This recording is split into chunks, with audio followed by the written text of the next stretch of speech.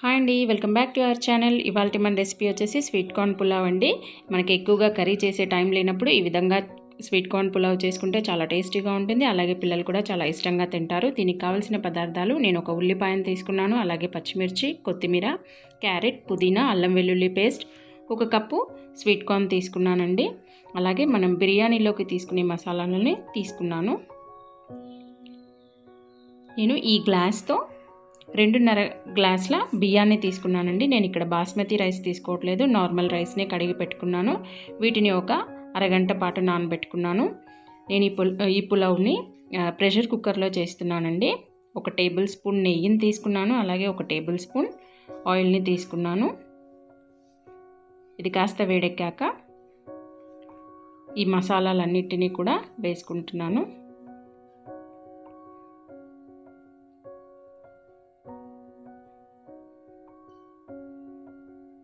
ఇవి నూనెలో కాస్త వేగిన తర్వాత అల్లం వెల్లుల్లి పేస్ట్ వేసుకోవాలి.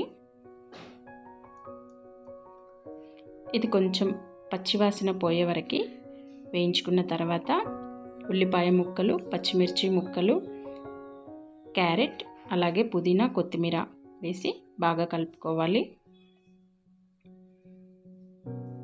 ఇవి కొద్దిగా వేగిన తర్వాత స్వీట్ కార్న్ వేసుకుంటున్నాను. వీటన్నింటినీ బాగా కలుపుకుని ఒక 2 నిమిషాల పాటు కొద్దిగా ఉప్పును యాడ్ చేసుకుని ఒక 2 నిమిషాల పాటు వేగనిద్దాం.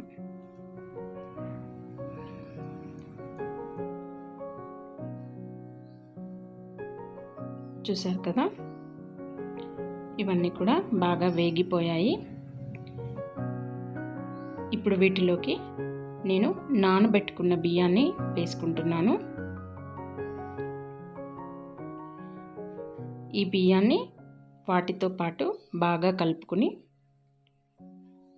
1 నిమిషం పాటు ఈ బియ్యాన్ని వేయించుకుంటున్నాను.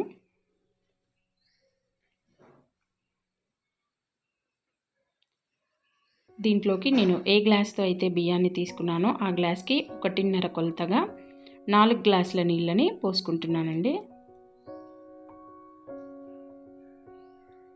వీటన్నింటినీ బాగా కలిపి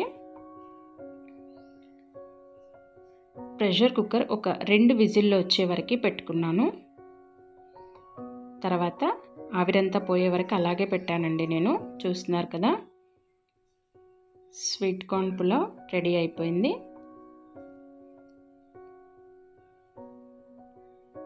ఇది చాలా టేస్టీగా కూడా ఉంటుంది. పిల్లలకి లంచ్లో పెడితే చాలా ఇష్టంగా కూడా తింటారు.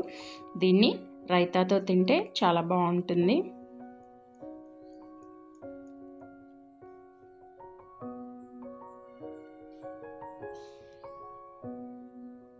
ఈ రెసిపీ కనుక మీకు నచ్చినట్టయితే ప్లీజ్ సబ్స్క్రైబ్ చేసుకోండి.